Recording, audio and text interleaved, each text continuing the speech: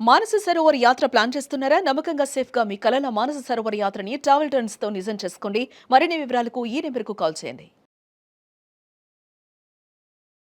రమగారు, సాధారణంగా ఇప్పుడు ఇంట్లో కానీ బయట కానీ ఏదైనా ఒక విషయం, ఒక పని జరిగింది, దానివల్ల మంచి జరిగింది అనుకోండి, అందరు శబాష్ శబాష్ శబాష్ నీ వల్లే మంచి జరిగింది అంటారు. అదే చిన్న చెడు జరిగి అప్పటి వరకు మంచి జరిగి హఠాత్తుగా ఏదైనా ఒక చిన్న బ్యాడ్ ఇన్సిడెంట్ జరిగింది అనుకోండి, వెంటనే మనల్ని పాయింట్అవుట్ చేసేస్తారు. అది ఎవరైతే వాళ్ళు, మనమైనా అలానే చేస్తాం అనుకోండి. సహజంగా ఈ ధోరణి ఉంటూ గమనించారా మీరు? ఎందుకంటే ప్రజలు జనాలు ఎలా ఉంటారంటే నిశ్చితమైన అభిప్రాయాలు ఏమి ఉండవు చేయ ఎవరికి, సాధారణ వ్యక్తులకి ఉండవు. ఏంటంటే ఏదైనా సమాజంలో ఉండదన్నమాట. ఏదైనా ఒక అద్భుతమైన కార్యక్రమం ఉందనుకో, భలే చేశారంటారు. దానివల్ల ఏదైనా ప్రాబ్లం రాగానే ఏమిటో ఇలా చేశారు, అసలు చిన్నదానికి తట్టుకోరు. ఇప్పుడు ఓకే, ఇప్పటి వరకు పొగిడాం కదా, ఏదో చిన్నది అజాగ్రత్త వల్ల ఇలా జరిగింది, ఎట్లాగో కర్మ బాగోక జరిగింది, సరే మళ్ళీ ముందుకెళ్తారు కదా అని ఆలోచించరు, వెంటనే వేసేస్తారు రాళ్ళు. ఇప్పుడు ఇది సమాజ హితం కోసం చేసే పనులైనా అంతే, ఫ్యామిలీలో చేసేనా అంతే. మనం ఏదో చాలా బాగుంటుంది సూపర్ కోర్స్ అని ఇందులోనూ చేస్తాం. ఉద్యోగం వచ్చేస్తే మనలాగా కోర్సులో ఉద్యోగం వచ్చిన వాడు ఎవడో సూపర్, మనకు రాలేదు ఇంకో దిగుమల కోర్సు తీసుకున్నాడు వాడు ఏమిటో అని దాని మీద మాట్లాడతారు. ముందు వాడికి వచ్చినప్పుడు అది బాగానే ఉంటుంది, ఆ కోర్సులో చాలా మంది సక్సెస్ అయినప్పుడు అది బాగానే ఉంటుంది. అదే మనం తీసుకుని మనం ఫెయిల్ అయితే అంతా మొత్తం ఆ కోర్సే చెత్తది. అవును, మన పనే తెలివి తక్కువ పని. చిన్న చిన్న విషయాలు కూడా జయ, ఇప్పుడు 1 లీటర్ పాలు కావాలన్నాం అనుకో మనం, అది ఇప్పుడు అంత డబ్బా ఎవరినో పట్టుకురమ్మన్నాం, వాళ్ళు వెళ్ళారు తేవడానికి. కరెక్ట్గా లీటర్ దాని పీకల దాకా వస్తాయి, అలాగా మూత పెట్టి తేవాలి. చేయొచ్చు. 1/2 లీటర్లు అయితే దానికి సగానికి వస్తుంది, లీటర్ దాని పీకల దాకా వస్తుంది. రెగ్యులర్గా చేస్తూనే ఉంటాం ఆ పని, అది పెద్ద విషయం ఏం కాదు. అదే ఒకవేళ ఆ పాలు గనక పడిపోయినాయి అనుకో, కింద వాకిట్లో జనాల దగ్గర నుంచి ఇంట్లో జనాల దాకా అంత నిండా పోయించుకుంటారా ఎవరైనా? పెద్ద టిఫిన్ ఇచ్చుకోరు.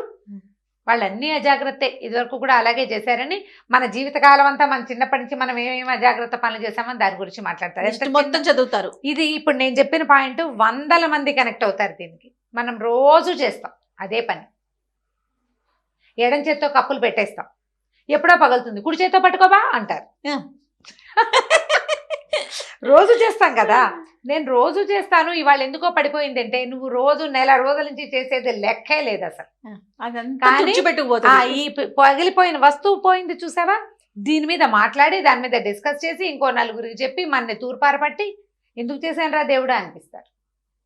దాని మీద పోట్లాటలు రగడలు గొడవలు అయిపోతాయి. పోట్లాటలు కూడా ఎందుక బాబు, కప్పులు గిప్పులు పగలగొడితే కొన్ని ఇళ్లలో మామూలుగా రామరావణ సంగ్రామం జరుగుతుంది. నేను వింటున్నాను అలాంటివి. చిన్న చిన్న తప్పులు క్షమించలేని వాళ్ళు ఉంటారు, గంటల తరబడి పని చేస్తారు ఆడవాళ్ళు, ఏదో చిన్న పొరపాటు. రమ్మగారు, దీని గురించి ఇంకో టాపిక్ చేద్దామండి. మంచి టాపిక్ చెప్పారు. పొట్లాట వచ్చేస్తుంది దాని మీద. ఇవి ఎలా ఉంటాయంటే, లోకంలో జనాలు ఇలాగే ఉంటారు జయ. ఈ గుంపులో మనం కూడా ఉన్నాం. మనమేమి దీని నుంచి ఇప్పుడు నేను గమనించలేదు రమ్మగారు. ఖచ్చితంగా ఈ గుంపులో మనం అందరం ఉంటాం, ప్రతి వాళ్ళు. ఇందులో నుంచి రమారావు గారికి ఎగ్జామ్షన్ లేదు, లేదు, ఎవరికి ఎగ్జామ్షన్ ఉండదు జయ. అట్లా గుంపులోకి వెళ్ళేసరికి దాన్ని మాస్ మెంటాలిటీ అంటారు చూసావా, అదనమాట. అక్కడికి అలా అయిపోతుంది. కాబట్టి జనాల కోసం చూడకూడదు, మన కోసం మనం పనిచేయాలి, మనం అనుకున్న మంచిని చెయ్యాలి, మనం అనుకున్న సరైన పని మనం ఎప్పుడు చేసేది. ఇప్పుడు మనం సాధారణమైన చిన్న చిన్న పనుల గురించి మాట్లాడుతున్నాం కదా, ఒక మంచి పని చేసిన ఒక ఆయన గురించి చెప్తాను నీకు నేను. ఓకే, చాలా గొప్ప పనే చేశాడు. ఒక పల్లెటూరులో, అంటే ఇది ఎక్కడ అనాలి మనం, కొంచెం బీహారు అటువైపు ఊళ్ళల్లో నీళ్లు తక్కువ. అయితే ఆ ఊరు లోపల ఒక నుయ్యి ఉంది, ఊరి బయటికి కొన్ని కొట్లు ఉన్నాయి, ఊరి బయట బస్ స్టాప్ ఒకటి ఉంది. కొంత దూరం మన పల్లెటూళ్ళల్లో అంతేకాదు. ఇప్పుడు మా ఊరుందా, మేము బాగా 4 బారాలు నడిస్తే రోడ్డు మీదకి వస్తాం. మేమే కాదు, లోపలికి ఉన్న ఇళ్ళ వాళ్ళందరూ నడవాల్సిందే. నడిస్తే అక్కడికి బస్సు వస్తుంది. ఈ బస్ స్టాప్ దగ్గర ఎవరైనా దిగితే అక్కడే దిగాలి, ఎక్కితే అక్కడే ఎక్కాలి కదా. ఆ బస్ స్టాప్ దగ్గర ఒక కొట్టు ఉండేది ఒక ఆయనకి. ఈయన పేరు సుబ్బరాజు గారు అనుకుందాం. నేను బీహారు అని చెప్తున్నా కానీ బీహారు ఊరు అనుకోదు, అలాంటి ఊళ్ళు, అంటే నీళ్లు తక్కువ ఊళ్ళు. మనకి చెరువులు కనపడతాయి చూడు మన వైపు, ఏదో ఒక చెరువు మంచినీళ్ళు దొరికే సాధనం ఉంటుంది.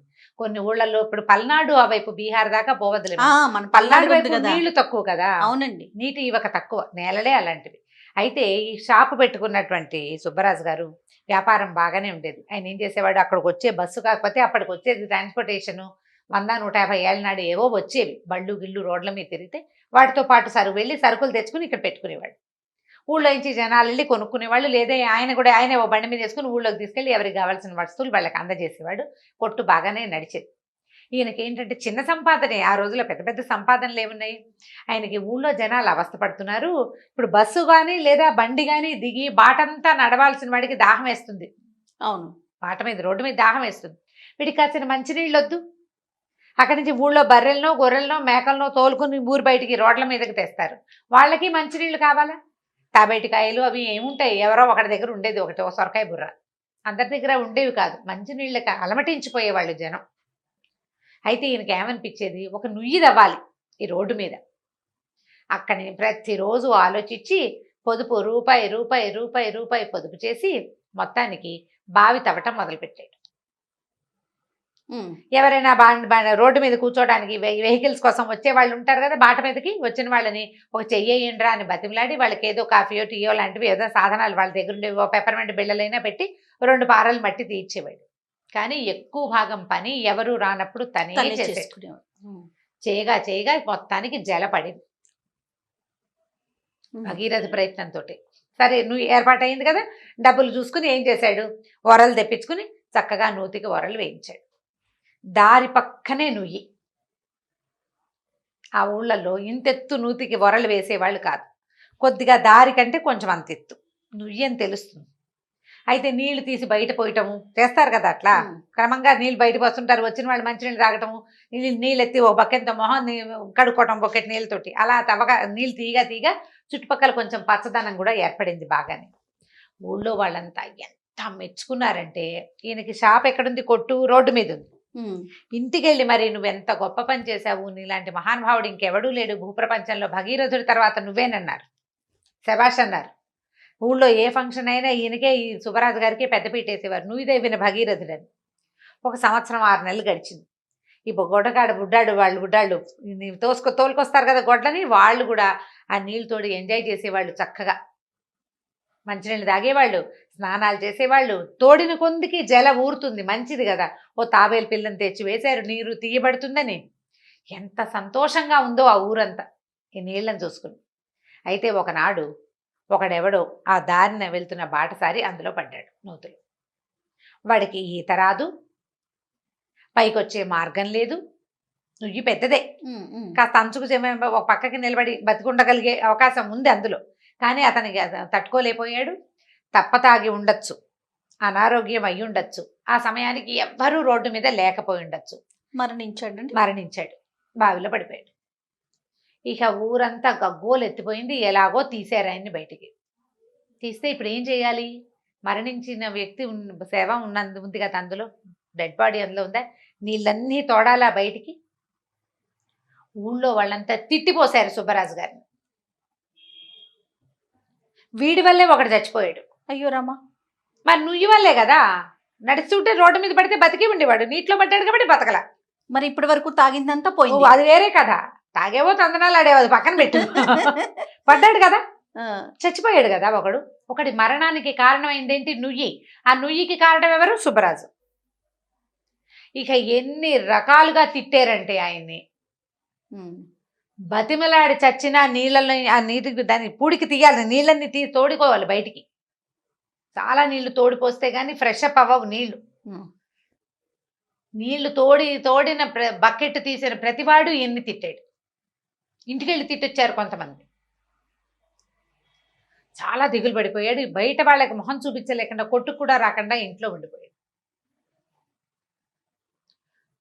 జరిగిపోయినాయి కొద్ది రోజులు. ఆయన చాలా దిగులుగా ఉండేవాడు. తర్వాత మెల్లిగా ఏదో కొట్టులోకి వెళ్ళటం మొదలుపెట్టాడు. సరే మళ్ళీ నీళ్లు చేరినాయి నూతులోకి. కానీ జనాల తాలూకు తిట్లు వాటి నుంచి ఈయన బయటపడలేదు. ఒకరోజు సాయంకాలం వేళ, కొంచెం ఎండాకాలం సాయంకాలం వేళ, ఒక పెద్ద కుటుంబం వాళ్ళు 4-5 బళ్ళతోటి అటు వచ్చి ఈ నుయ్యిని చూసి చాలా ఆనందించి, ఇక్కడికి 10 కోసుల దూరం అటు ఇటు ఎక్కడా నుయ్యి లేదు నాయన, ఈ నుయ్యి తవ్విన బంగారు కొండ ఎవరు అని అడిగి వీళ్ళ ఇంటికి వచ్చి వాళ్ళు మంచి సరుకులు పట్టుకెళ్తున్నారు. ఆయనకు కొట్టుందని తెలిసి తమ దగ్గరున్న ధాన్యాలు అవన్నీ ఇచ్చారు. ఓహో, ఇవాళ ఈ నీళ్లు ఉండబట్టి మేము పిల్ల జల్ల అందరం బతకట్టాను ఆయన, మా దగ్గర ఉన్న సంచులన్నీ నింపుకున్నాము, నీళ్ళు లేకపోతే అసలు బతికే పరిస్థితి లేదు, పొద్దునుంచి ఎండకి మాడిపోయి ఉన్నాము, మేము తెచ్చిన నీళ్ళు ఏవో వాసన వచ్చేసినాయి అని ఈయన చాలా మెచ్చుకుని వాళ్ళు బోళ్ళంత సామాన్లు వ్యాపారానికి పట్టుకెళ్తూ ఈయనకి కొన్ని వస్తువులు ఇచ్చారు. ఊళ్ళో వాళ్ళందరూ అవునండి సుబ్బరాజు చాలా గొప్పవాడు అన్నారు. ఈయనకు ఆశ్చర్యం వేసింది, నిన్నటి దాకా ఒక మాట విన్నానే, ఇవాళ ఈ మాట వచ్చింది, ఇవాళ కొత్త మాట వచ్చింది.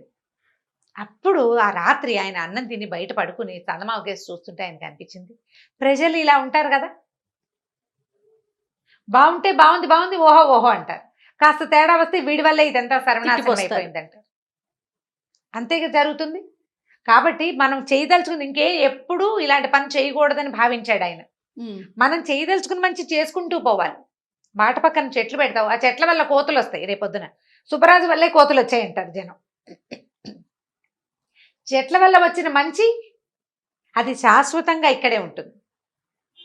వాళ్ళు అన్నారు అనలేదని పట్టించుకోకూడదు. నువ్వు చెయ్యదలుచుకున్న పని మంచి పని అయితే ఇతరుల అభిప్రాయాలతోటి పని లేకుండా జనం ఏమంటారో ఆలోచించద్దు, మన పని మనం చేసుకోవాలి. సమాజ హితం కోసం చేసే పనులని ఈ రాగద్వేషాలకి లోను కాకూడదు. వాటి విషయంలో వీళ్ళ అభిప్రాయాల కోసం చూడకూడదు. నిన్న మెచ్చుకున్నారు, ఇవాళ విసుకుంటారు, రేపొద్దున అదే జనం మళ్ళీ మెచ్చుకుంటారు అదే విషయం మీద, అంతే ఆ విషయం మీదే మెచ్చుకుంటారు. వాళ్ళు మంచి పని చేశాడు అందుకనే ఇలా అయింది అంటారు. అయితే ఈ వచ్చిన వ్యాపారస్తులు ఏం చేశారంటే బాట పక్కన అంతే ఎత్తుగా ఉన్న ఈ నూతికి ఇంకో 2 వరలు తమ డబ్బులు తోడుకొని ఎత్తు చేసి దానికి ఒక గిలక పెట్టించారు, పడిపోకుండా జనం పడిపోకుండా ఇంకా సులువుగా నీళ్లు తోడుకునేందుకు వీలుగా. మా ఊళ్ళలో ఇలా పొట్టిగా ఉండవు, మేము ఎత్తుగా పెట్టుకుంటామని సలహా చెప్పి ఎత్తు చేశారు. గిలక ఉంటే సులువు కదా నీళ్ళు తోడుకోవటం, అంతేగా. బావిలో వచ్చి వంగి చేదలాగితే చేతులు మండిపోతాయి, గిలక సులువుగా లాగేస్తారు. వాళ్ళే గిలక కూడా పెట్టించారు. వాళ్ళు ఇంకో మహానుభావులు అనమాట. ఈయన ఒక రకం మహానుభావుడు అయితే వాళ్ళు ఇంకో రకం మహానుభావులు. మనకు ఉపయోగపడింది, దీన్ని ఇంకా కొంచెం బాగా ప్రజలకు అందించాలని భావించడం. కాబట్టి సమాజ హితం కోసం చేసే పనులు లేదా కుటుంబం మేలు కోరి చేసే పనులు, దాంట్లో ఆవేశకావేశాలకి లోనవ్వకూడదు, జనాలు విమర్శలు వచ్చినా కూడా లెక్క చేయకూడదు. మంచిని సరైన దాన్ని చక్కగా ఇంప్లిమెంట్ చేసుకోవాలి. ఈ కథ చెప్పడానికి కూడా చాలా బాగుంటుంది. ఆలోచించుకోవాలి, మనం పునరాలోచన చేయాలి. ఏదైనా చేసేటప్పుడు ముందు మోటివేషనల్ స్టోరీ కదండి, అందరి అభిప్రాయం తీసుకుని చేసుకోవాలి. ఏదైనా విమర్శ వచ్చినా దానికి తట్టుకుని నిలబడాలి, పాడు చేసుకోకూడదు, వదిలిపెట్టిన దాన్ని చెడగొట్టకూడదు, ఆపకూడదు. అది విమర్శ వచ్చినా కానీ దాన్ని తీసుకుంటే దానివల్ల ఉపయోగం ముందు ఉంటుంది కదా. అవును, రైట్ రమ్మ గారు, చాలా బాగుంది. నమస్తే. నమస్తే.